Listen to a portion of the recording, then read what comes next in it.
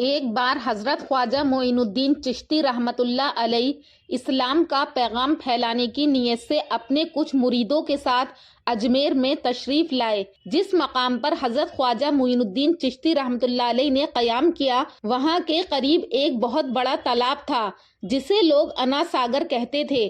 اس دور میں اس تالاب کا ہندو سماج میں بہت احترام کیا جاتا تھا۔ ان کا یہ عقیدہ تھا کہ جو شخص دن بھر گناہ کرنے کے بعد اس تالاب میں نہاتا تو اس کے تمام گناہ دھل جاتے تھے۔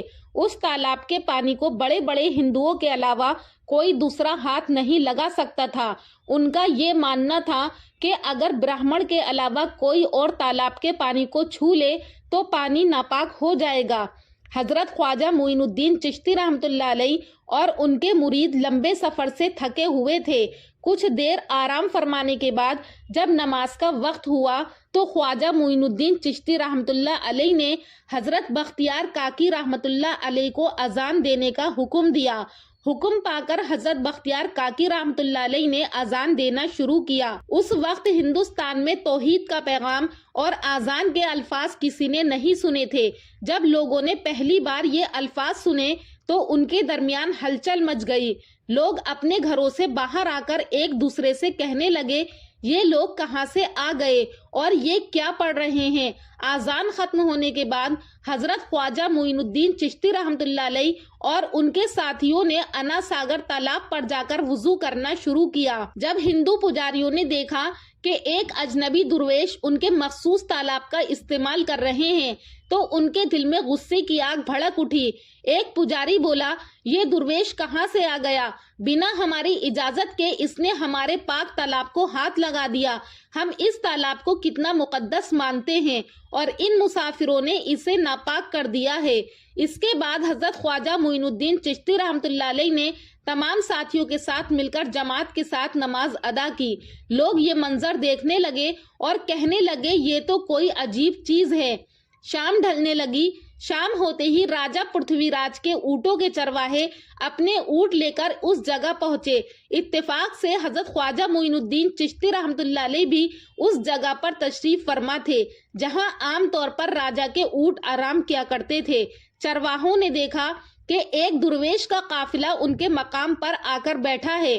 انہوں نے حضرت خواجہ معین الدین چشتی رحمت اللہ علیہ کی اور ان کے ساتھیوں سے کہا کہ آپ کہاں سے تشریف لائے ہیں اور یہاں آ کر بیٹھ گئے ہیں؟ کیا آپ کو معلوم نہیں راجہ کے اونٹ یہاں آرام کرتے ہیں؟ یہ جانتے ہوئے بھی آپ نے یہاں بیٹھنے کی جرأت کیسے کی؟ حضرت خواجہ معین الدین چشتی رحمت اللہ علیہ نے ان چرواہوں کو نرمی سے جواب دیا کہ ہم مسافر ہیں، ہمیں معلوم نہیں تھا کہ اس مقام پر راجہ کے اونٹ آرام کرتے ہیں۔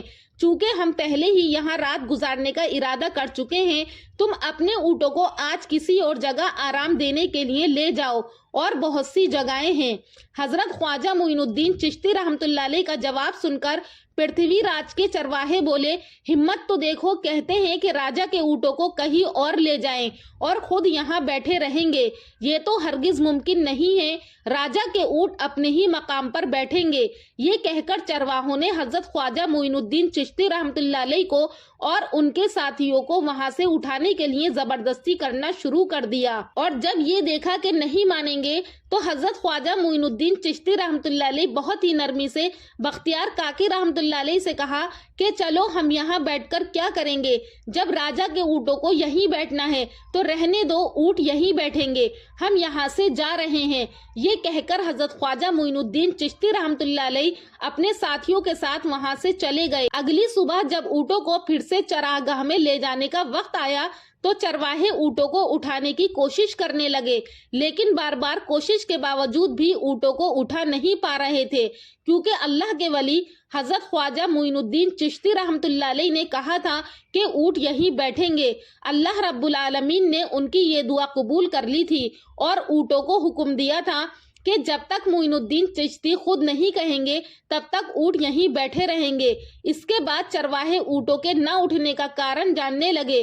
ان میں سے ایک چرواہا جس نے کہا، کیا تمہیں یاد ہے کہ ہم نے کل یہاں سے ایک درویش کو اٹھایا تھا؟ جاتے جاتے انہوں نے کہا تھا کہ ہم تو جا رہے ہیں لیکن راجہ کے اونٹ یہیں بیٹھیں گے۔ مجھے لگتا ہے کہ ان کے کہے الفاظوں کی وجہ سے راجہ کے اونٹ اٹھ نہیں پا رہے ہیں۔ शायद वो कोई बड़े वली हैं।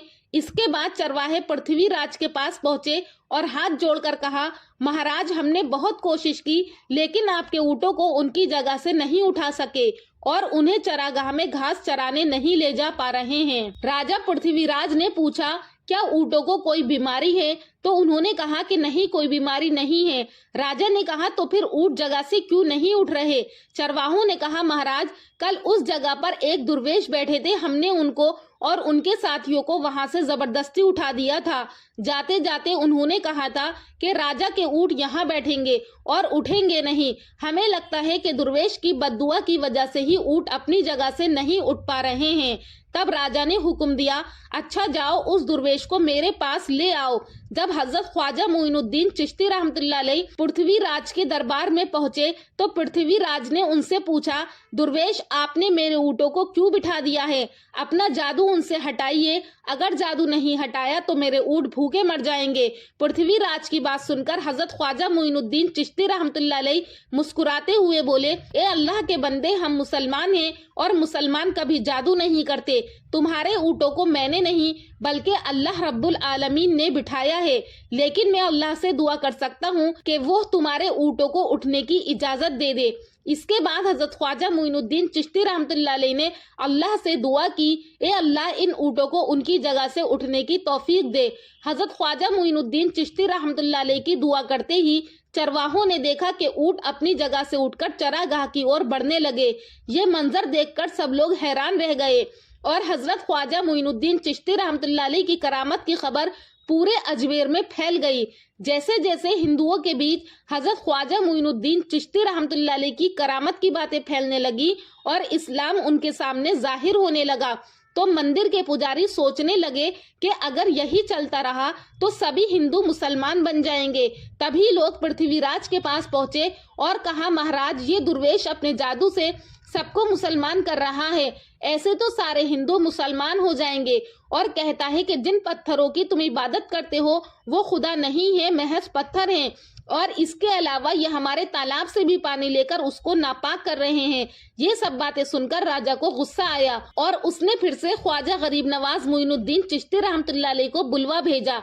जब हजरत ख्वाजा मोइनुद्दीन चिश्ती रहमतुल्लाह अलैह उनके दरबार में पहुंचे तो पृथ्वीराज ने कहा कि ए दुर्वेश, हम देख रहे हैं कि आप हमारे देवताओं का अपमान करते हैं, हमारे धर्म के बारे में तरह तरह की उल्टी सीधी बातें कर रहे हैं, हम ये सहन नहीं कर सकते।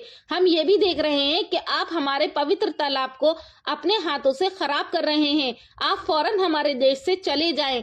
हजरत ख्वाजा मोइनुद्दीन चिश्ती रहमतुल्लाह अलैह ने कहा कि हम तो सिर्फ वुजू करते हैं। तो इस पर राजा ने कहा कि तुम हमारे धर्म के नहीं हो, इसलिए तुम्हारे हाथ लगाने से हमारा तालाब नापाक हो जाता है।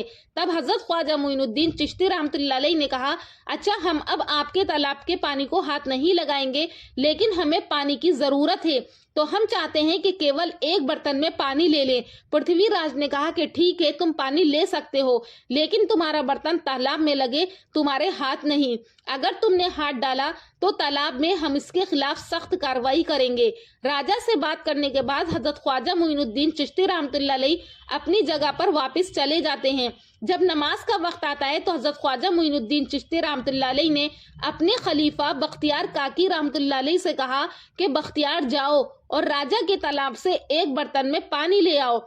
बख्तियार काकी रहमतुल्लाह अलैह हजरत ख्वाजा मोइनुद्दीन चिश्ती रहमतुल्लाह अलैह के हुक्म से अना सागर से पानी लेने गए तो वहां खड़े एक सिपाही ने मजाक बनाते हुए बख्तियार काकी रहमतुल्लाह अलैह से कहा कि तुम्हें पानी लेने की इजाजत नहीं है, अगर लेना है तो बस एक कूजा पानी ले लो, इसके बाद तुम पानी नहीं ले सकते। तो इस बात को बख्तियार काकी रहमतुल्लाह अलैह ने ख्वाजा मोइनुद्दीन चिश्ती रहमतुल्लाह अलैह को आकर बताया तो उस वक्त उन्होंने कहा कि अच्छा जाओ एक कूजे में पानी भर लो। फिर वो तालाब पर जाते हैं और जब उन्होंने बर्तन को तालाब में डुबोया तो फौरन करामत जाहिर हो गई कि पूरा का पूरा तालाब एक छोटे बर्तन में समा गया। अना सागर पूरी तरह सूख गया था और उस तालाब में सिर्फ सूखी रेत दिखाई देने लगी। जब राजा के सिपाहियों ने देखा कि उनके पवित्र तालाब में एक भी बूंद पानी की नहीं बची है और तालाब पूरी तरह सूख गया है तो घबराते हुए राजा पृथ्वी पृथ्वी राज के पास गए और बोले कि महाराज ये तो भारी संकट हो गया है। पृथ्वी राज ने पूछा क्या हुआ? सिपाहियों ने कहा कि उस दुर्वेश ने हमारे पूरे तालाब का पानी ले लिया है।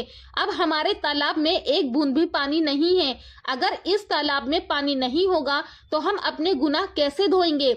दूर दूर से हजारों हिंदू लोग इस तालाब में स्नान करने आते हैं ताकि वो अपने पाप धो सकें। अगर पानी नहीं रहेगा तो यहाँ आना बंद कर देंगे। पृथ्वीराज गहरी सोच में पड़ गए और हजरत ख्वाजा मोइनुद्दीन चिश्ती रहमतुल्लाह अलैह के खिलाफ कोई मुश्किल कदम उठाने से झिझक रहे थे, क्योंकि उन्हें डर था कि अगर उन्होंने दुर्वेश के खिलाफ सैनिक भेजे और दुर्वेश ने सैनिकों पर भी जादू कर दिया तो उनकी परेशानी और बढ़ जाएगी।